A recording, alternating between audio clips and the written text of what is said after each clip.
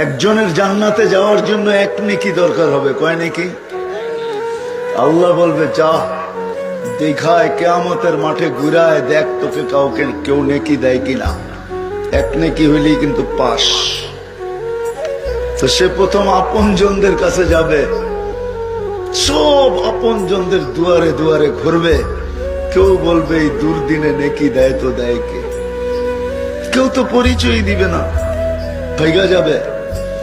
নৈরাশ হয়ে যখন ফিরতে থাকবে তো অপরিচিত একজন লোক এর চেহারা দেখা, চেহারার দুরবস্থা দেখা ডাকবে, এদিকায়। তো যাবে, বলবে তোমার চেহারার এই দুরবস্থা কেন? বলবে আপন জনের কাছে বলছি কোনো কাজ হয় নাই, তোমার কাছে বইলা কি হবে? বইলা দেখো না, কিছু কাজ হোক আর না হোক মনটা তো হালকা হবে। তো বারবার পিরাপিরি করার পরে বলবে একটা নেকি দরকার। কয়টা? কয় বুঝা দেখো কিন্তু। কয় বুঝছি, এক নেকি হইলেই পাস, জান্নাত অবধারিত। তো জেবের থেকে বাহির করে এক নেকি ধরায় দিবে। লহ, এক নেকির জন্য এত পরেশান। ও তো খুশিতে আটখানা হয়ে যাবে, ছুটবে আল্লাহর কাছে খুশিতে। যে বলবে এক নেকি নিয়ে আসছি। আল্লাহ জিজ্ঞেস করবে তোকে এক নেকি কে দিল? এখন তো পাশ হয়ে গেছে না। দেখবেন পাশ হওয়ার পরই মানুষের বাপ শুরু হয়ে যায়। বাপ মনে হয় বুঝাইতে পারি না।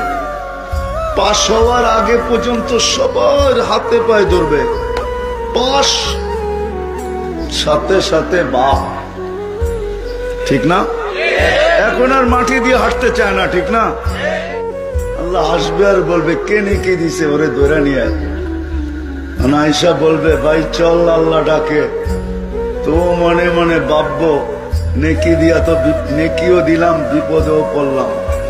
এতক্ষণ দূরে ছিলাম, ভালোই তো ছিলাম। নেকি দিতে দেরি, ডাক আসতে তো দেরি হয় নাই। আল্লাহর কাছে যাওয়ার পরে আল্লাহ জিজ্ঞাসা করবে কিরে নেকি দিলি কেন? তো ও বাবে চলে আসবে, বলবে আমার তো আছেই একটা, নিজের কি কামে লাগবে? ভাবলাম কিয়ামতের মাঠে এটা বিনষ্ট করে লাভটা কি? ওর কাজে লাগতেছে, লাগাই দিলাম। তা আল্লাহ হাসবে আর বলবে আমার চেয়ে বড় দাতা হইতে চাস, তাই না?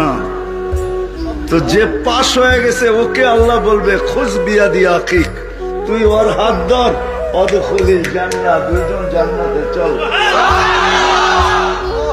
এই উম্মত তো এক নেকি দিয়া জান্নাতে যাবে, কিন্তু উম্মত তো না নিজেরে চিনে, না রসুল রে চিনে, না আল্লাহকে চিনে। আফসোস তো এখানে। নিজের দামও জানে না, নবীর দামও জানে না, আল্লাহও চিনে না। দুঃখ তো আমার এখানে, এই উম্মত তো নিজের দাম জানে না।